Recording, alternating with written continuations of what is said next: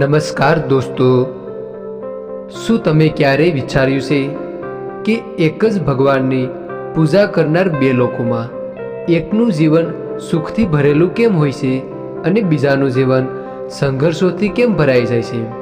શું તમે જાણો છો કે દીવો પ્રગટાવવાની એક નાની ભૂલ પણ માતા લક્ષ્મીને તમારા ઘરથી દૂર કરી શકે છે? શું તમે વિશ્વાસ કરો છો કે ફૂલ ચડાવવાની ખોટી રીતથી પૂજાનું આખું ફળ નષ્ટ થઈ શકે છે? તેમજ આપણે જોઈશું પ્રાર્થના, માળા અને આસનનું એક ગુપ્ત વિધાન જે પૂજાના ફળને 100 ગણું વધારી શકે છે.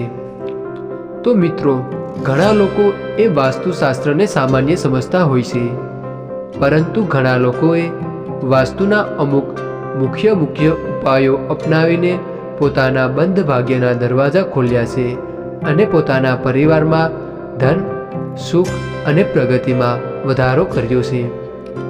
તો અમે અમારી આ ચેનલ પર વાસ્તુને લગતા તમામ મુખ્ય ઉપાયોના વિડીયો મૂકેલા છે. તો અત્યારે જ અમારી આ ચેનલ, જેનું નામ છે એન્જલ ગુજરાતી વાસ્તુ ટિપ્સ, ને જરૂર સબસ્ક્રાઈબ કરતા જજો.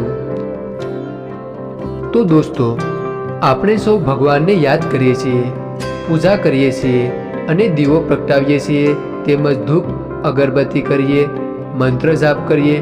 છતાં ઘણીવાર મનમાં એક પ્રશ્ન ઊભો થાય છે કે અમે તો રોજ પૂજા કરીએ છીએ, છતાં જીવનમાં શાંતિ કેમ નથી આવતી?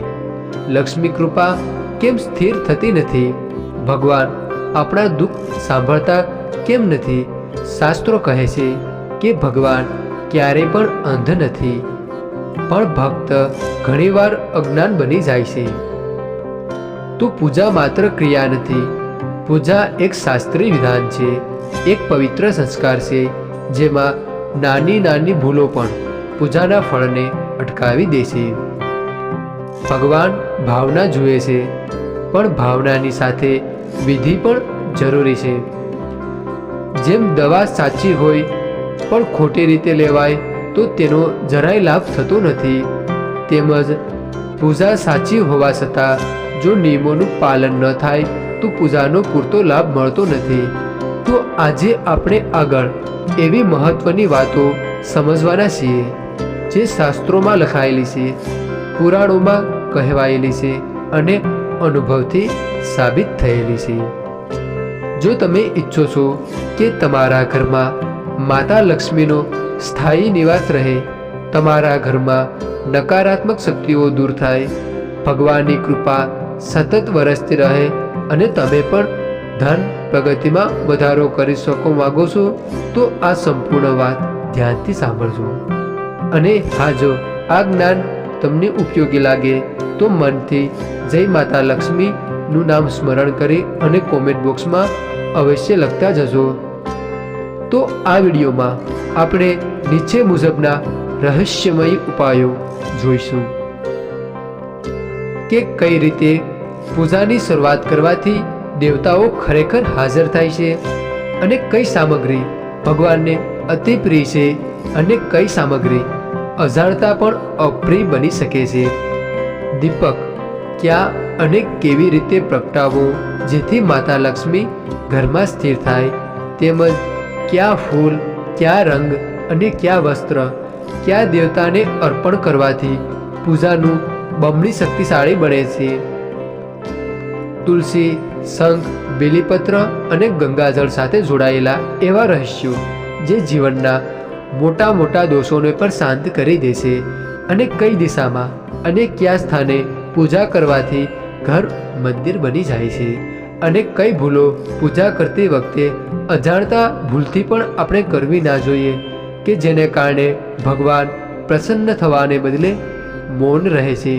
અને જપ, માળા અને આસનનું એવું ગુપ્ત વિધાન જે પૂજાના ફળને 100 ગણું વધારી શકે છે. અને સૌથી મહત્વનું, કેવી રીતે માત્ર પૂજા નહીં પરંતુ પોતાના દોષો છોડવાનો સંકલ્પ લઈને કરેલી આરાધના જીવન બદલી નાખે છે. જો તમે પણ આ રહસ્યો જાણવા માટે તૈયાર હો તો ચાલો હવે શરૂઆત કરીએ આ દિવ્ય યાત્રાની. તો પૂજાના મૂળભૂત શાસ્ત્રીય નિયમો. કોઈ પણ દેવતા હોય તેમની પૂજા કરતા પહેલા આ વાહન અત્યંત આવશ્યક છે. ભગવાનને આમંત્રિત કર્યા વગર કરેલી પૂજા એવી છે કે જેમ કે કોઈ મહેમાનને બોલાવ્યા વગર થાળી પાથરી દેવી. આ વાહન પછી ધ્યાન, સ્નાન, આસન, વસ્ત્ર, ચંદન, કુમકુમ, અક્ષત, પુષ્પ, ધૂપ, દીપ અને નૈવેદ્ય આ બધા ક્રમશઃ થવા જોઈએ. આ ક્રમ દેવતાઓને પ્રસન્ન કરે છે. પૂજામાં પાનનો પત્તો ખૂબ જ મહત્વનો માનવામાં આવે છે. પાન સાથે સુપારી, લવિંગ, ઇલાયચી અને થોડું ગુલકંદ અર્પણ કરવામાં આવે તો પૂર્ણતા દર્શાવે છે. અધૂરો પાન દેવતાઓને અર્પણ કરવો શાસ્ત્ર સંગત માનવામાં આવતો નથી. ફૂલ કે પાંદડા અર્પણ કરતા પહેલા તેને શુદ્ધ પાણીથી ધોઈ લેવું જરૂરી છે. કારણ કે આપણે જે વસ્તુ ભગવાનને આપીએ છીએ તે આપણાથી પણ વધુ પવિત્ર હોવી જોઈએ. બિન શુદ્ધ વસ્તુ અર્પણ કરવાથી પૂજાનો પ્રભાવ ઘટી જાય છે. અક્ષત એટલે કે અખંડ ચોખા. તો તૂટેલા ચોખા પૂજામાં વાપરવા નહીં.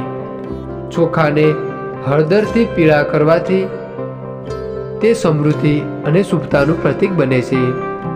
દીપક પૂજાનો પ્રાણ છે. પૂજાના સમયે દીપક જો બુઝી જાય તો તેને અશુભ માનવામાં આવે છે. તેથી દીપક યોગ્ય જગ્યાએ ભગવાનની સામે અને સ્થિર રાખવો જોઈએ. પૂજા શું છે? એક ઊંડો અર્થ. પૂજા એટલે ભગવાનને ફૂલ, ફળ કે ધૂપ અર્પણ કરવી એટલું જ નથી. પૂજા એટલે પોતાનું અહંકાર ત્યજીને મન, વાણી અને કર્મથી ભગવાનને સમર્પિત થવું. જ્યારે આપણે પૂજા કરીએ છીએ ત્યારે દેવતાઓને આમંત્રિત કરીએ છીએ, તેમને આસન આપીએ છીએ, સ્નાન કરાવીએ છીએ, શૃંગાર કરીએ છીએ અને અંતે વિદાય પણ આપીએ છીએ. જો આ પ્રક્રિયામાં કોઈ તૂટણ આવે તો પૂજા અધૂરી ગણી શકાય. હવે આગળ દેવતાઓ અનુસાર વસ્ત્ર અને સામગ્રી. ભગવાન વિષ્ણુને પીળા રંગનું રેશમી કપડું, માતા દુર્ગાને અને ગણેશજીને લાલ રંગ, ભગવાન શિવજીને સફેદ કપડું ખૂબ જ પ્રિય છે. ખોટો રંગ અર્પણ કરવાથી પૂજા અધૂરી રહે છે. એટલે કે ભગવાન વિષ્ણુને પીળા રંગનો રેશમી કપડું, માતા દુર્ગાને અને ગણેશજીને લાલ રંગ અને ભગવાન શિવને સફેદ કપડું. જો કુલદેવતા, કુલદેવી, ગ્રામ દેવતા અને વાસ્તુ દેવતાનું સ્મરણ કર્યા વિના કરેલી પૂજા ઘણી વખત ફળ આપતી નથી. કારણ કે આ દેવતાઓ આપણા જીવનના રક્ષક છે. આસન પર બેસીને પૂજા કરવી ખૂબ જરૂરી છે. આસનને પગથી ખેંચવું એ અશુભ માનવામાં આવે છે. તેને હંમેશા હાથથી જ ખસેડવું જોઈએ. દરરોજ ઘીમાં દીવો પ્રગટાવવાથી ઘરના વાસ્તુ દોષ દૂર થાય છે અને નકારાત્મકતા શક્તિઓ ભાગે છે.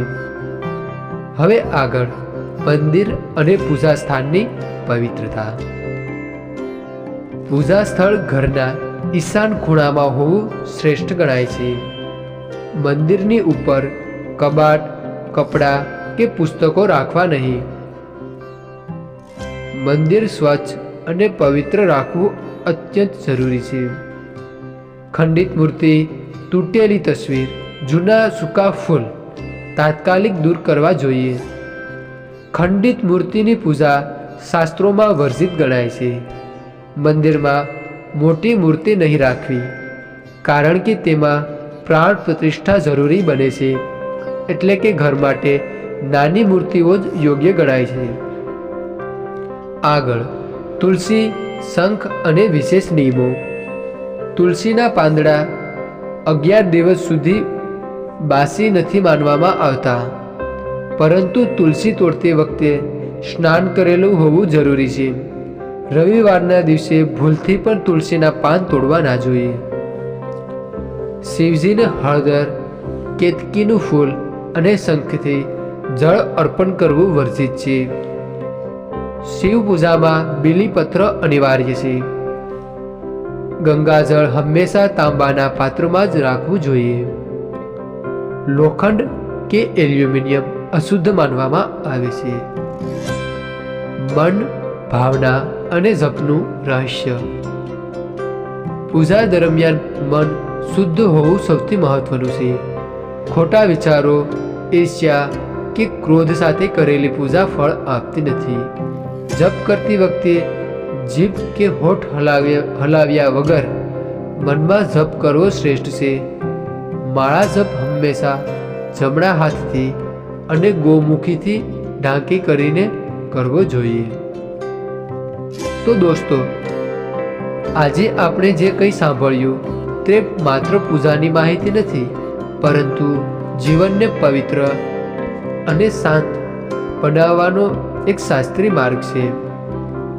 કારણ કે ભગવાન કોઈ એક દીવામાં બંધ નથી, પરંતુ જ્યારે પૂજા નિયમ, શ્રદ્ધા અને શુદ્ધ મનથી થાય છે ત્યારે આખું ઘર જ મંદિર બની જાય છે. અને યાદ રાખજો, ભગવાન શબ્દોથી નહીં પરંતુ ભાવથી પ્રસન્ન થાય છે.